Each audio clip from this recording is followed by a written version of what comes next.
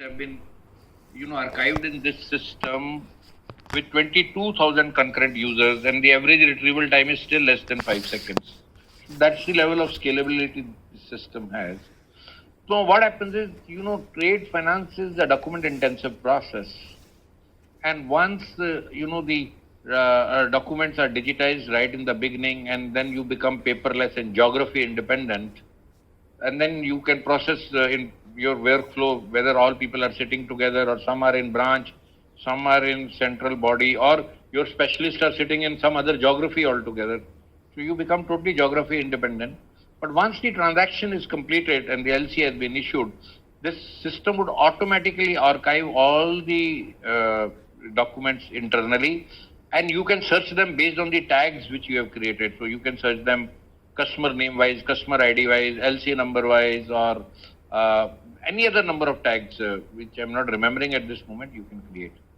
So that's the concept which we are giving you, such a low code platform. And that is, I think we may be the only company in the world where a trade finance is not hard coded, because it's such a tedious job where build such a detailed solution on a completely low code platform. I think probably there may not be any other company in the world.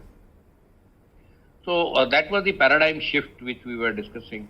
So, big banks like yourself or Citibank, they initially could practically create an engineering department within the organization.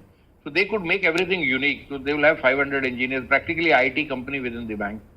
So these were the point solutions which were 100% meeting their needs. And then came the era of package solutions.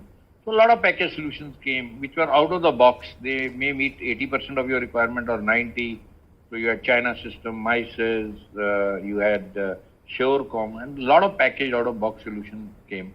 And they dominated the trade finance period for 2-3 decades now. But now there is a paradigm shift, which I was trying to bring home a point, that the whole world is moving to low-code platforms. Because even the best banker does not know today what would be the requirement 3 years from now. So the concept of the ideal solution is no more there. How adaptable is the solution is the concept.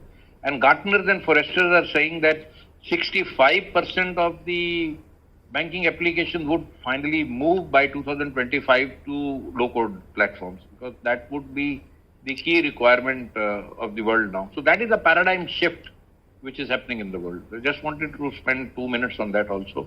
So this is the future. Even if you buy a packaged application today, meaning 2, 3, 4 years down the line, you would finally be again moving out, because the competition would force you to move out to the low-code platforms. So that is the paradigm shift I wanted to just stress upon. So let me show you how are we different and give you an overview of the trade deployment. How do we deploy trade? So we are quite modular in nature as far as the trade deployment is concerned. So we have portal on the top. This portal can also be used by bank employees, although a lot of bank employees don't use it, but if they want to use. So this portal, which is basically a client and has a portal and dashboard both for the client. Then the second area, which we call trade origination, this is not automated in any package application in the world. This is the most crucial